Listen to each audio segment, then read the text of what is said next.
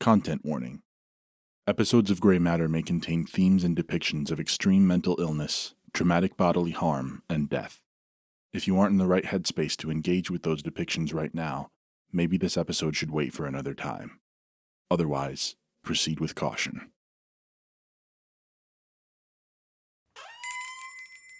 Hey, welcome back to Grey Matter Video, the video store with video more. Do you like that? I'm trying it out. Yeah, no, me neither. Either way, today I've got a question for you, and it might be something you haven't considered. Do you believe in an ordered universe?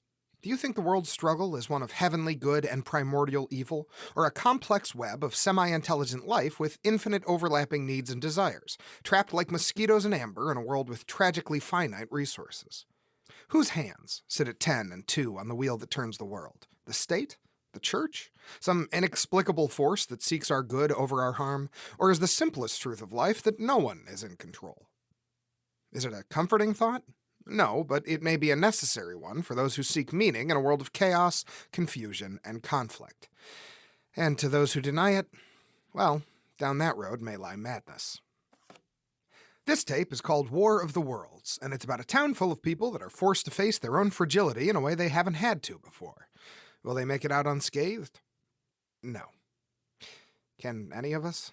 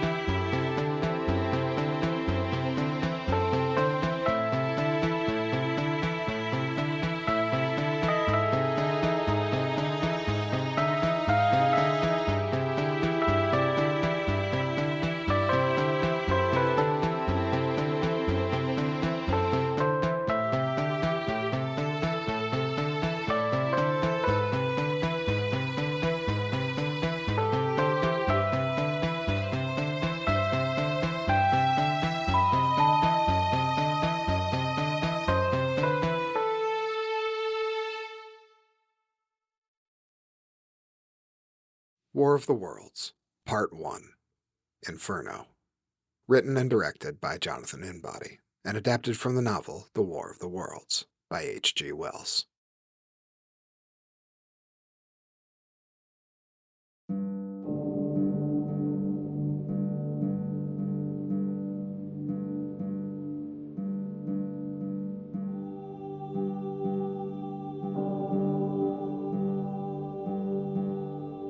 I remember Matt kissing me goodbye before he left for work.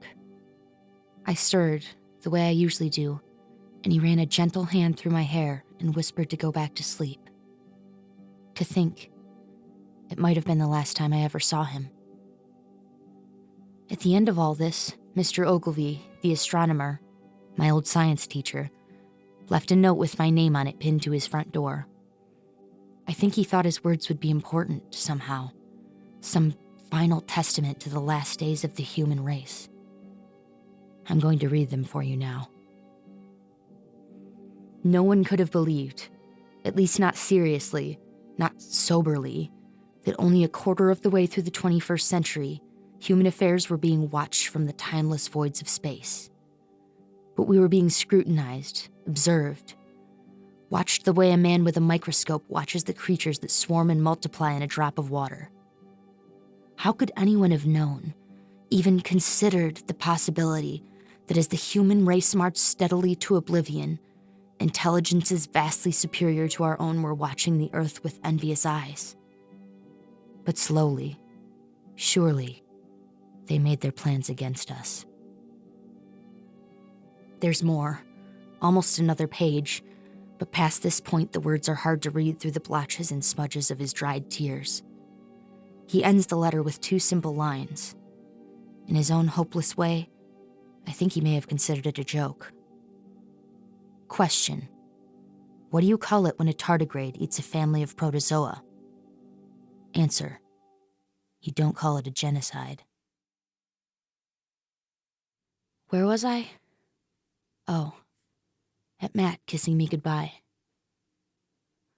I woke up an hour and a half later and got ready for my shift at the diner. The streets of Horse Hill were alive as I walked into town, at least as alive as they ever got. There were people jogging and walking dogs, kids riding bikes and teenagers driving too fast and getting cussed out by old folks. I waved to Father Nathaniel as I walked past the church, then quickly looked away so he wouldn't ask why he hadn't seen me for a couple of Sundays. It was hard to have faith in a world like this. I couldn't really blame anyone who went there for holding onto it so tightly. There was a crowd forming in the middle of the park around a rising cloud of smoke, and I watched a reporter and cameraman hop out of a parked news van and make their way over. On the other side of the park, past the fountain with the statue of a horse rearing up in the middle, I could see the diner, where two men stood outside talking. After a second, the one I didn't recognize turned and went inside, leaving Mr. Ogilvy standing alone staring at the crowd in the park. As I approached, I saw his face light up with a warm smile. Morning, Kay. Good morning, Mr. Ogilvy. Who was your friend? Oh, that's that fellow that came to check the town's water. Cooper, I think. Jimmy Cooper. Think we'll get lucky and he'll tell us it's safe to drink from the tap again? Yeah, well, I'd bet on bad news before I'd bet on good. Besides, even if he finds anything, the mine's not going to let him tell anybody. What's going on over there? Oh, a meteor fell last night during that shower. Smack dab in the middle of the park. I think Matt and I saw it come down. We were watching up on the hill. Shouldn't you be excited about that? I would be if they weren't. It's a little crowded for me. I'll probably head over once it thins out. There's supposed to have been meteor showers all over last night. I saw footage on the news, bright flashes, streaks in the sky all over the world. Makes me a bit nervous. You know, for a man who spends all his time looking at the stars, you don't seem too thrilled when one comes to you. Well, just because space is beautiful doesn't mean it isn't dangerous. Same as all nature. Either way, I'm more inclined to believe that it's space junk that burnt up in orbit rather than something from out in all that black. Oh, I almost forgot. How's your wife? I heard you took her to a specialist down the mountain. Yes, well, there's only so much anyone can do. She gets confused, agitated. She knows she trusts me, but sometimes she doesn't quite know who I am. I'm sorry, Mr. Ogilvy. Well, nothing to be done about it, Kay. I will give her your best. There you are. Hurry up and get back here. We're selling more food than a Walmart. Can't handle it? Hell no. I'm running myself ragged covering for a lazy ass at home. I can't do it at work, too. Come on. It's not Dean's fault he can't work. You're right. It's the mines. Something for you to look forward to if Matt doesn't get out of there. Give it 5 or 10 years, it'll catch up. Breathing in all of that dust. We're saving up. Then it's 2 months of trade school and 6 of on-the-job training. Then we don't ever have to see that mine again. That's all you can do. Try and get out before the worst of it comes. Dean can't even get from bed to the bathroom without his oxygen tank. What about your dad? It'll be the cigars that kill him, not the work. Hey, you're here doing that environmental survey, right? Yeah. I'm testing groundwater. Looking at, well, a lot of things. I'll be checking local wildlife, too. Do you get a lot of centipedes here in your houses? I mean, they're important for the land-water balance. Well, it's all very technical. If you prove the water's dangerous, do any of us have a shot at a settlement, Mr. Cooper. His name's Jimmy Cooper. Jim, how did you... Regardless, to answer your question, I don't really know. I'm not a lawyer. Do you know any? Not really. So what do you think of Horse Hill? I think you've got a nice little town here. Small, charming, not too touristy. It's kind of all American, you know? Yeah, right down to the worst parts. They ought to put that on the sign.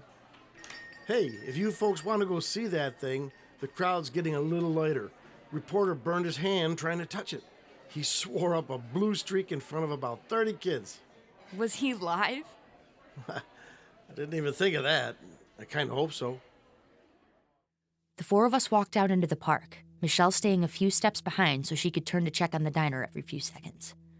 There were still a decent amount of people surrounding the plume of smoke, and as we got closer, I began to make out the edges of a smoldering crater in the grass. A large, white-hot shape sat at the bottom, quietly sizzling as it burned the dirt beneath it into glass. Cooper nudged Mr. Ogilvy, whose smile widened. Do you want to get a closer look? I'll admit, I'm tempted. You and me both.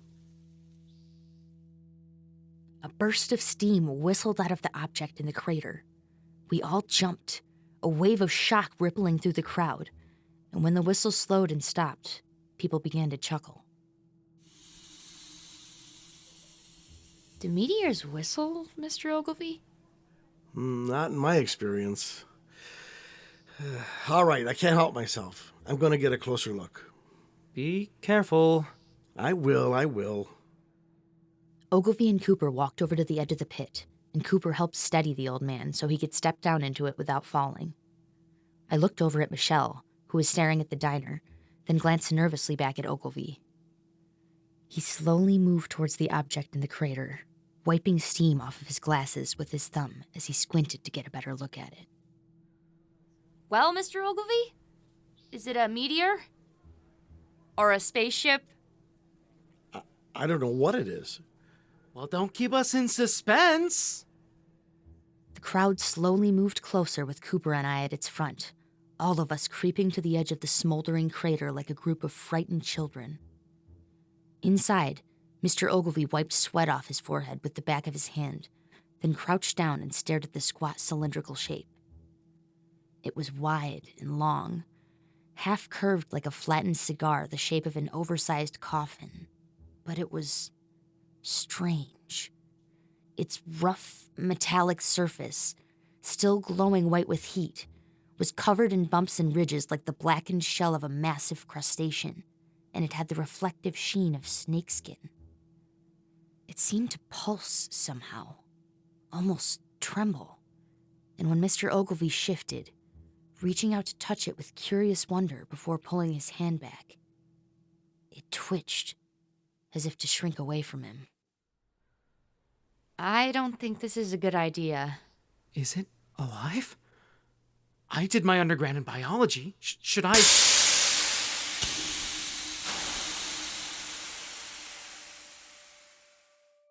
Jets of steam shot out of the rigid shape at seemingly random points. Ogilvy reared back and fell, then scooted away in the dirt as the object began to come apart, jagged plates suddenly separating to reveal slimy white flesh underneath. A shape rose out from inside the disassembling shell, and its bulging, rippled surface expanded and contracted with gurgling breaths.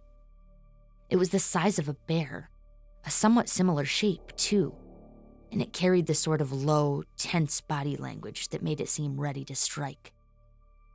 At the end of each long exhale, the damp white skin took on the folds and ridges texture of a brain, and with each inhale, it puffed up like a boil full of thick pus.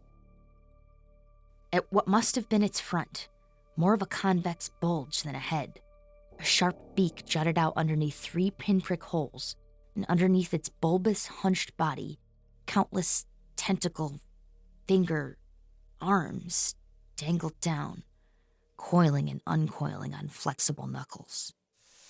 Cooper, Kay, somebody give me a hand. Help me out of here. The thing bobbed and swelled, its triangular hole eyes staring down at him with blank curiosity. Then it lazily swung a thick tendril forward and pawed at his shoe, wrapping gently around it and letting go again as if trying to get a feel for its weight and dimensions. Oh my God, it's... Cooper and I grabbed Ogilvy's shoulders, startling him as we hoisted him out of the crater. As his legs went sailing past, his foot smacked against the bizarre creature's inflated face. It stiffened suddenly, its mass contracting and its height rising, and in a second, it turned from a bear-shaped balloon into a pillar. Its eye holes twisted open like camera lenses, and its beak widened as jets of hissing steam burst out at both sides. As Ogilvy, Cooper, and I moved back, the crowd surged forward, pushing past us as they flooded in towards the thing in the crater. Its squeal rose into an ear-splitting shriek, and its eye holes began to bulge and widen. Behind them, organs of inflated skin swelled with glowing, sloshing liquid, churning and bubbling as the light inside them intensified. The triangle of eyes suddenly flashed, bathing the person closest to it in a burst of blinding white. When the light faded, the man staggered and turned. The left side of his face was melted, with pockets of red-stained skull visible behind dripping flesh and bleach-white eyes. The man opened his mouth to speak, but only boiling blood poured out, and when he collapsed into a smoldering heap, the crowd began to scream. People shoved and trampled, turning from human to frightened animal in the space of a second. Ogilvy and I were pushed in one direction as the crowd shifted, separating us from Cooper and Michelle. At a distance, I saw Cooper turn and run, abandoning Michelle to the surging crowd, and after a second, I lost sight of her completely. The thing in the crater pulsed with bioluminescent light, then turned and blasted another person with its triple-eyed flashbulb. The woman raised a hand to block it out and lowered it skinless and bubbling, then turned to run and found her legs had been reduced to liquid. The creature swelled again, growing in lurching bursts like a balloon filling with water until it had doubled in size. Underneath it, its pronged tentacles were pulling in bits of blackened shell, fusing them together with bursts of heat. It was building something, assembling it around itself. Ogilvy and I struggled to get through the panicking crowd, aiming back towards the diner, but when we reached a thick maple tree, we stopped and held on tight. People were scattering all around us, shouldering and stomping and punching, and we seemed to be the only ones concerned with finding even a temporary refuge. I squinted across the square and watched as Michelle sprinted past the diner at full speed, heading for the trailer park. She must have been going to warn Dean. I let out a sigh of relief. At least she was still alive. And more than that, she had a running start.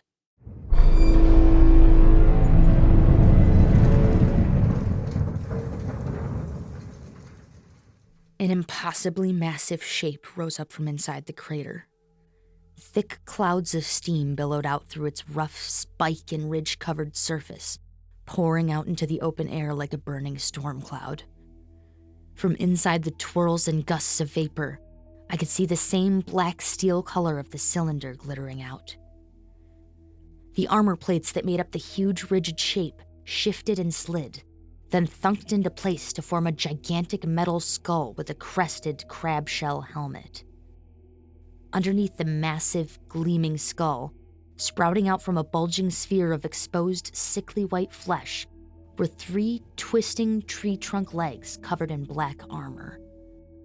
The towering thing rose above town square like a living smokestack, and with each slight movement, jets of hissing hydraulic steam shot out vent holes on the side of its thick legs. Then, all at once, it lurched forward. The 3 legs rotated one after another in a terrible, shuddering gait, spinning the ball of flesh they were attached to as each massive leg swung out to replace the last. Above the swaying, staggering corkscrew legs, the skull helmet stayed perfectly still, as if stabilized by gyroscope. At the front of the machine's head, set back between petal-shaped shutters of black exoskeleton, a thick, half-transparent lens stared out, pulsing and rippling with the same light that had glowed out from the empty eye holes of the thing in the crater. It was inside it, piloting it like a tank, like a brain inside of a terrible, titanic body. A pair of long, lashing tentacles rolled out from underneath the gigantic head, and the long, thin scorpion stingers at their tips glittered in the morning sun. Suddenly, a tendril shot forward and stuck through a man like a pin through a bug, and after a long, horrible second, the boneless arm flexed and retracted, pulling the screaming body up into the air. In a second, he was gone, tucked inside the creature's armor somewhere underneath the head. Was there a mouth down there? The massive head turned back and forth, taking in the fleeing crowd. After a moment, its legs lowered, punching into the ground to take a solid stance as its eye began to glow. The ground started to shake underneath it as it charged, and when the crackling energy released, no one could keep their feet. A beam of blinding white light blasted out, instantly evaporating trees, grass, sidewalks, cars, melting people like ants under a magnifying glass. The thing swept its head to one side and the beam followed, punching a line of burning carnage into the park as it flash-fried another line of fleeing families. At the same time, its dangling tendrils began to writhe and tangle like living whips, shooting out and stabbing fallen bodies before pulling them up into its armor and lashing back out empty. This wasn't a park or even a town. It was a slaughterhouse. We have to get out of here! What about the others? Michelle took off running. Cooper's, I don't know, he's gone. If we stay here, we're gonna die. But there's nowhere to go. How can we? The church has a storm cellar, right? A tornado shelter? We have to try.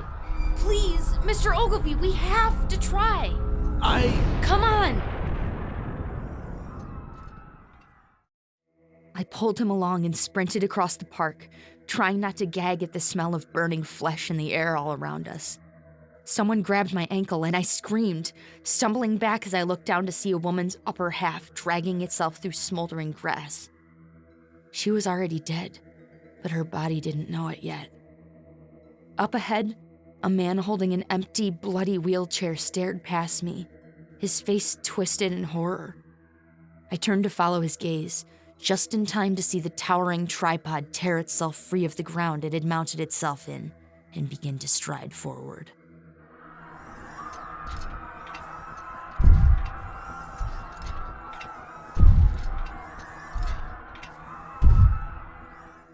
A car pulled up onto the grass at the edge of the park and screeched to a stop in front of a mother fleeing with 2 children. As she threw one of her kids inside, a blast of light consumed the car, melting the metal into bubbling slag. She stumbled back numbly, looking down at her hands, then collapsed to her knees and sobbed. The shadow of the tripod rose to cover us and we started running again. I could hear Ogilvy struggling to keep up, his breaths heaving in and out, but I couldn't slow down, not until we got to the church. It wasn't that far, as long as that thing wasn't focused on us. A reporter shouted into a microphone, pointing up at the sky with a bandaged hand as his cameraman leaned back to tilt the camera up. Then, as the 2 turned to run, one of the tripod's massive legs shot down and smashed their van, sending out a wave of shattered glass from the windshield that shredded them to bits. Ogilvy cried out in shock, and I pulled him between 2 parked cars, then tore across the street for the small alley between 2 buildings. When we got there, he grabbed my sleeve and pulled me to a stop. Kay, I can't. But we're so close. We can... My wife, Kay. I'll get you to the church, but I can't. I have to go home to Sarah. Mrs. Burton was over this morning, but she'll be all alone soon. Scared, confused. I'm so sorry, but I can't stay. Okay, I understand. Matt's up at the mine and... Come on. No, I don't have a signal. Do you? I think that thing... We should keep moving. We gotta get you safe and get me on my way. We'll worry about phones later. It's quiet. Why is it so quiet? There's no screams, no... Maybe everyone's hiding. Or maybe it stopped. Mr. Ogilvy, what is that thing? I don't know. An animal, an invader. But what I'm afraid of... I'm afraid it's the future, Kay. I'm afraid it's the end. Stay quiet. Stay still.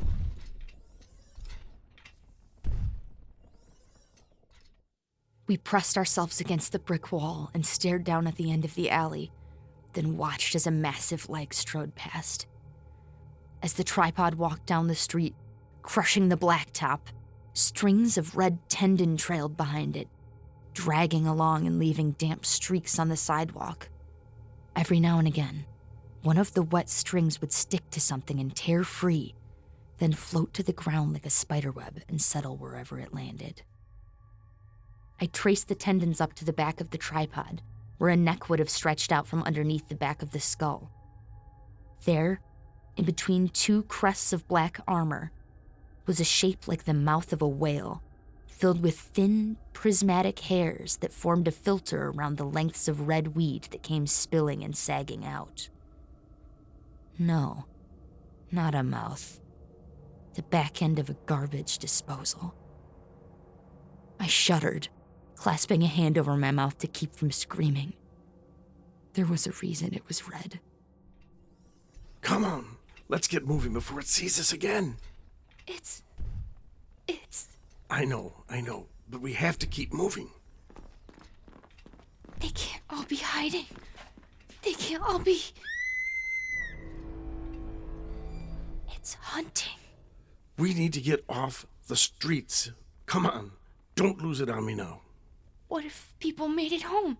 If they ran away and made it, should we... Do you really think that thing can't get into a house? Can't get through one? There's the church. We crept across the empty street, this time Ogilvy almost dragging me towards the church. The old building had always felt safe when I was small, as if God himself was holding up the ancient roof. Now, on a day where I had never felt smaller, the building looked old and fragile. We decided against the rusted storm cellar doors and slipped in through the back door of the sanctuary, then started for the offices to find the other door down into the basement. Sitting slumped over in one of the back pews was Father Nathaniel, his face, hands, hair, and clothes covered in red dust. He looked up at us as we approached, his eyes wide and haunted, and the cross he held clutched in one hand was digging so hard into his palm that it was making him bleed.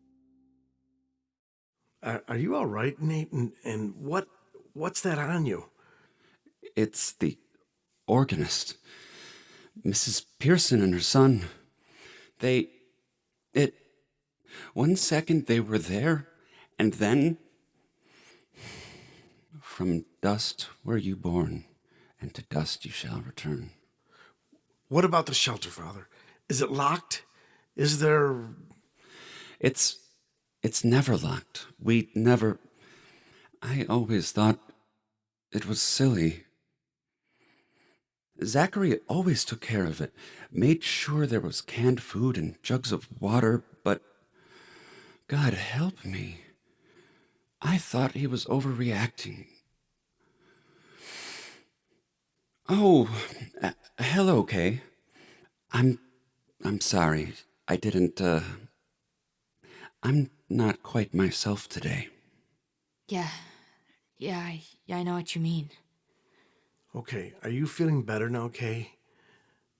If I go, can you get the two of you downstairs all right? Yes, I can. Go to your wife, Mr. Ogilvy. Thank you. I think you might have saved my life back there. You probably saved mine, too, so I think we're even. I hope Matt... Pray for me, won't you, Father? Of course. Good luck.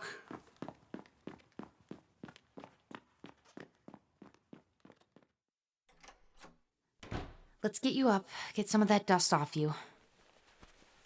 Where are we going? The storm cellar? Oh, that's right. We walked slowly through the empty sanctuary, trying to ignore the noises flooding in from outside. Then, after a quick stop at Nathaniel's desk to get his Bible, we went down the narrow stairs into the insulated storm cellar. It was nicer than I expected, with a thick metal door that thunked shut and locked behind us as we descended, and a finished, concrete space at the bottom with cabinets of food and some cheap furniture. It looked more like a bunker than a basement. This place was built by moonshiners during Prohibition. It was boarded up for decades after. When it was finally discovered, my father had it redone as a bomb shelter. He was worried about the Russians. How did he feel about Martians? We sat down there for hours, listening for any signs from above. There were tremors, violent shakes, even a crash that I thought might bring the walls down around us. But soon enough, it was eerily silent. Luckily, someone had been using the space to dump old books from the church's small library, so I picked a book at random and started to read. After the shock wore off, Father Nathaniel washed his face and arms inside the small bathroom in the corner, and if he knew I could hear him crying through the wall, it didn't seem to stop him. Somewhere around midday, we opened a few cans of soup for lunch. Nathaniel said grace, and I didn't tell him not to, but it made me feel sick somehow. Like watching a hungry dog whine at the feet of its dead owner rotting in an easy chair. We made small talk, off and on, but mostly we just worried. Me about Matt, and him about the souls of the dead. His hand was still red from where he'd been clutching the cross, and it shook as he held his hands together and silently prayed. His priest collar was red, too, permanently stained by the dust that had once been the organist. Finally, as I looked through cans of food to try and find us some dinner, he cleared his throat and spoke.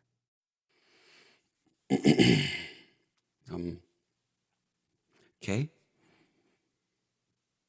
Can I ask you something? Sure, Father. I warned you, didn't I? I warned everyone that the day of judgment was coming, that the devil never rests. I did. Didn't I? I did my best. I did what the Lord asked me to, right? You did. Then why did he leave me behind? It's the end times, the tribulation, and he abandoned me. The end times? No, it's just a disaster, or as soon as that thing leaves, or as soon as someone kills it, then... You don't know, do you? Know what? Those machines, those demons, they're all over the world. There's more than one? There's hundreds. I was watching the news before it went dead. I was coming out to warn everyone to stay away from the crater when it woke up. They're everywhere, Kay. Everywhere the meteors fell. And when those things start moving, everything goes dark. They started in China, and now... It really is the end. The kind I've been warning you about since you were young. Have you looked around lately? The church hardly has a monopoly on predictions about the apocalypse. But if you're right, if they're everywhere, then what do we even do? We pray that God takes us before they do. No, that's not... What do we do down here? On Earth? To help people, to fix things, to stop the bleeding? There's nothing we can do. God removed his protection from us, sent the demons to cleanse the earth for his return. There's no way out. What are you... You mean actual demons, don't you? You think those things are literally demonic? What else could they be? They kill with a look. They fell to earth as stars, like Lucifer cast out of heaven. Father, with all due respect, listen to yourself. Some red guy with a pitchfork and horns didn't send those things, and neither did some bald old man with a beard standing on a cloud.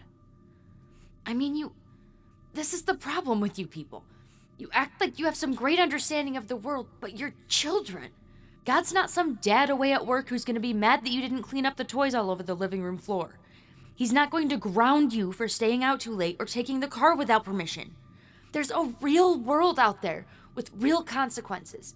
Real people running and screaming and dying, and you don't even care. You're more concerned with convincing someone that you were right, that you saw it coming. You arrogant... People are dead and you're mad you didn't get special treatment?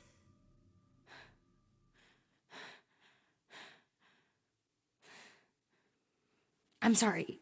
I lost my temper. After this morning, I just couldn't help myself. I'm sorry. It's too late for forgiveness, Kay. The wheat's been separated from the chaff, and we've been thrown to the fire. God spit us out of his mouth and said, "Depart from me. I never knew you." This isn't about you, Nathaniel. It's not even about me. We didn't get judged. We didn't get left in rising water while Noah floated away with his sons and all the animals. We just got unlucky. Shit happened, and now we've got to deal with it. Like adults. Like thinking people. Forgive her, Father. She doesn't know what she's saying. Yes, I do. And you can deny it all you want, but you know it too. Today should be proof as much as anything. If there's a God out there, it doesn't give a shit about us. No? Well, I'm the one with the shelter, aren't I? What? If you think you're too good for my protection, for God's protection, then why don't you just take your chances out there? No. No? You'll just keep eating my food, reading my books, telling me I'm a fool to serve the God that made the universe? You made your choice. Now get out. Don't touch me. I said, get out! Let go of me. Don't... Come on! Up the stairs. You want to live in a world without God? I'll show you what it means. It's murder throwing me out there. Nathaniel, you're killing me.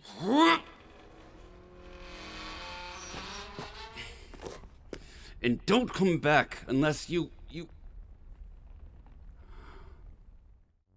His hand loosened around my wrist and dropped limp to his side as I pulled my arm free. We stared out past the offices into the sanctuary, where the back wall of the church had collapsed under the weight of the shattered roof. There, sitting atop a pile of broken crossbeams and scattered shingles, was the armored hide of the tripod. Nathaniel walked cautiously forward, and I followed him, nervously eyeing the building around us as if it could fall away at any second. In the sanctuary, the outside of the stained glass windows were covered with thick tangles of the dark red weed, and wherever one was broken, vines stretched in.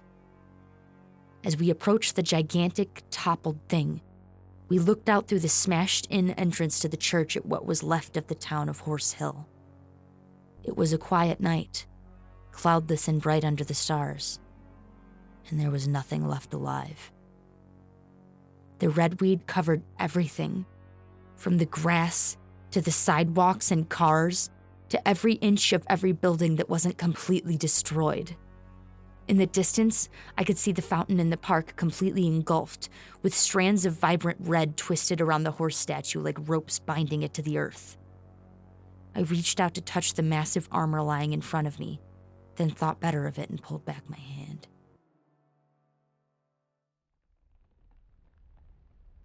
Is it dead? I don't know. There's nothing inside. It's just the shell. The machine. And it doesn't look... It's lost its color. See? Like...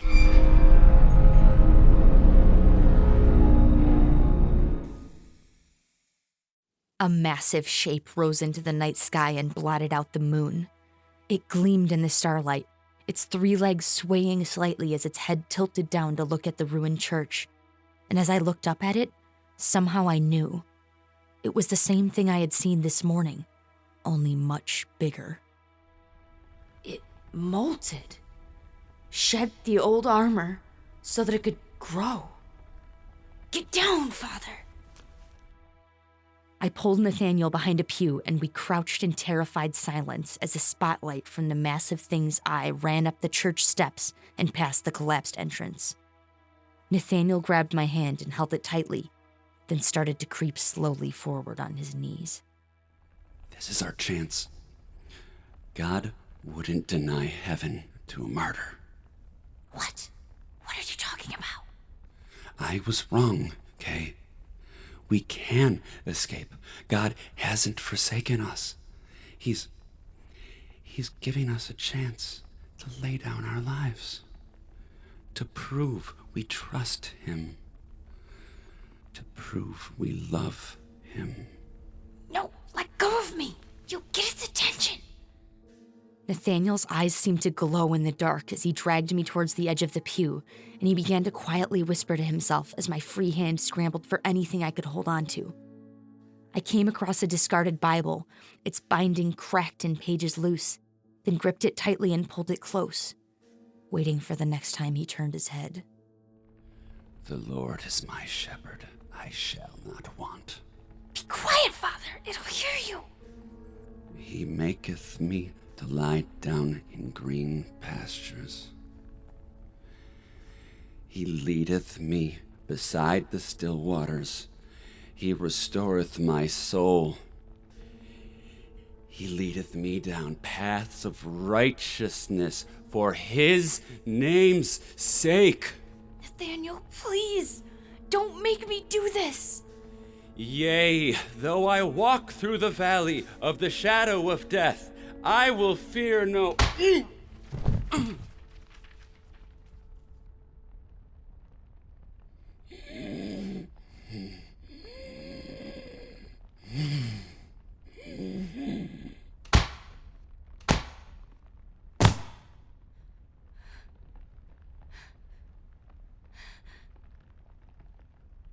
I told you not to. I warned you. I begged you to stop. It didn't have to be like this. I slinked back into the darkness as the tripod lowered to investigate, watched as its spotlight fell on his body. He laid there face down, unmoving, as scattered pages of the dried-up Bible fluttered out across the floor in the gentle night breeze.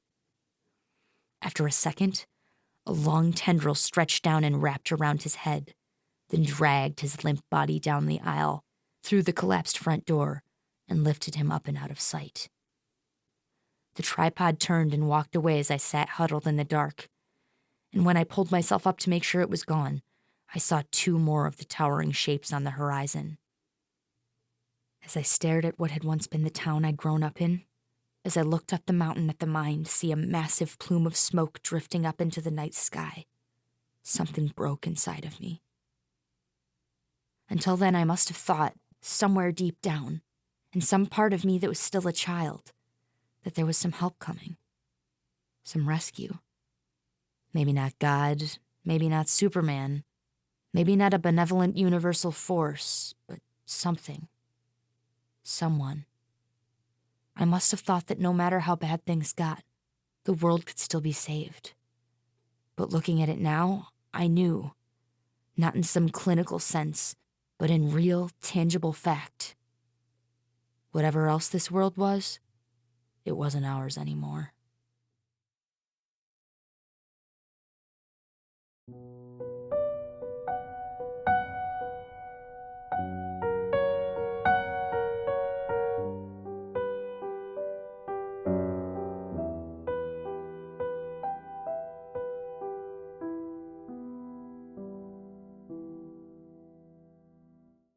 In a world where everything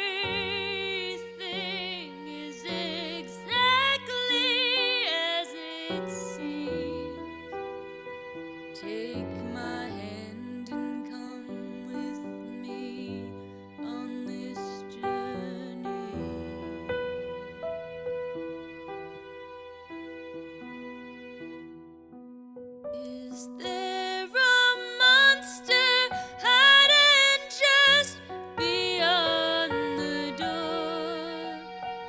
Unless we step inside, we'll never know for sure.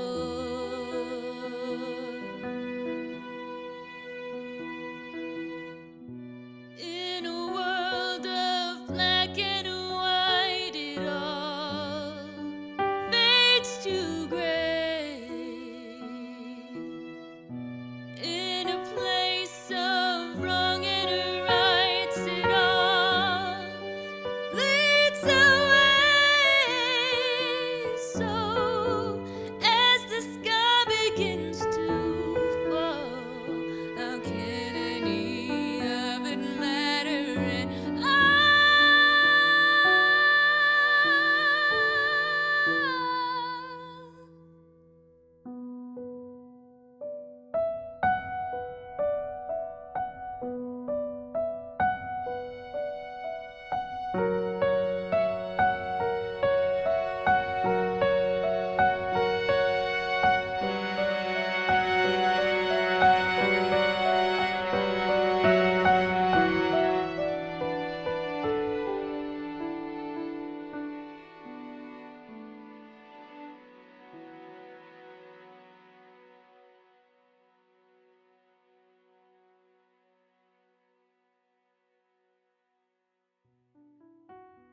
War of the Worlds Part 1 was written and directed by Jonathan Inbody, and adapted from the novel The War of the Worlds by H.G. Wells. It was edited by Jeffrey Lavin, with music composed and performed by Samantha Hunt. Kay, the narrator, was played by Samantha Hunt. Mr. Ogilvy was played by Dean Puleo, Michelle was played by Andrea Inbody, and Cooper was played by Justin Pope. Mark Bogumil played Father Nathaniel. Gray Matter is a Word Search Media production. Any similarities to real people, places, or things is purely coincidental. Be kind. Rewind.